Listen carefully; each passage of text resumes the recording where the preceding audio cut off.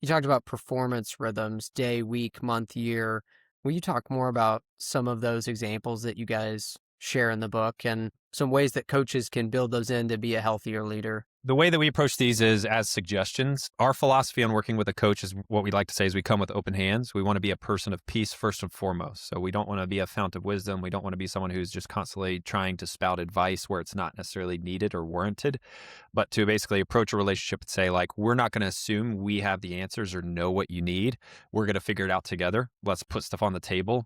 And in that spirit of being a person of peace, the coach a coach can trust, we actually will figure out a better answer to that. So whenever we give these suggestions, we don't know enough to be able to say, hey, this is what you should do.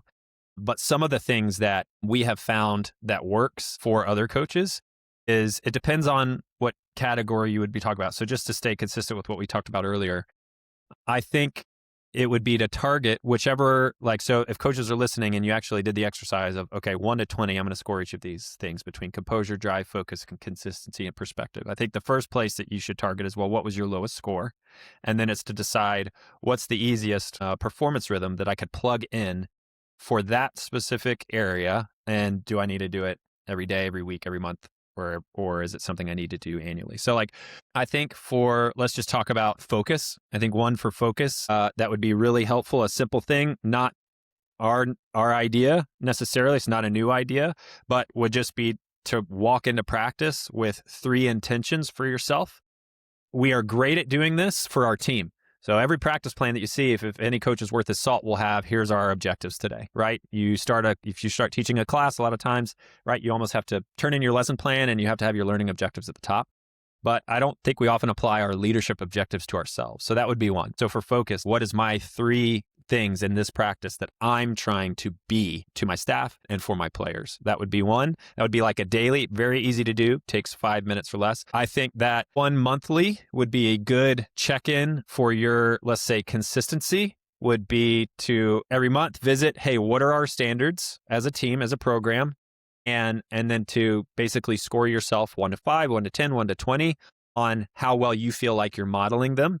I don't think that's something you necessarily need to do every day. I don't think it's necessarily even something you need to do every week. The nature of like a basketball season, for example, right? You're on the road 2 nights a week. You have another home game, but almost once a month, pausing to go, okay, for this past 30 days, have I modeled the standard? How well did I do it? What areas are slow? So again, it's a combination of knowing what the standard is, being able to communicate them with language that is clear to yourself, and then again, scoring yourself. This is one that I think is really important, but when it comes to, let's do consistency again, I think that I think every week you should be having a conversation with 2 people in your program, which is so someone who's seeing you in your leadership every day, and then an athlete. So who's a trusted athlete that you trust. Bonus points if they're an athlete of influence who has a lot of influence with the team that you trust enough to say, hey, here's what I'm checking myself against. What would you say? You know, what are some blind spots? What are some areas you think I can improve, whether it's in my communication or what more? There's so many ways you could do it, but that would be an example of like for consistency, here's something I could do every week that's really easy. So when we talk about building performance rhythms for and with other coaches, we're always erring on the side of something so small. It's almost like, how could I not do this? And then, okay, is it something I'm doing every day? And if it is a daily thing, it's like 5 minutes or less. It's not taking a lot of your time. It's really easy to do. You can put it somewhere. You'll see it every day. If it's every week, are you putting it on the calendar?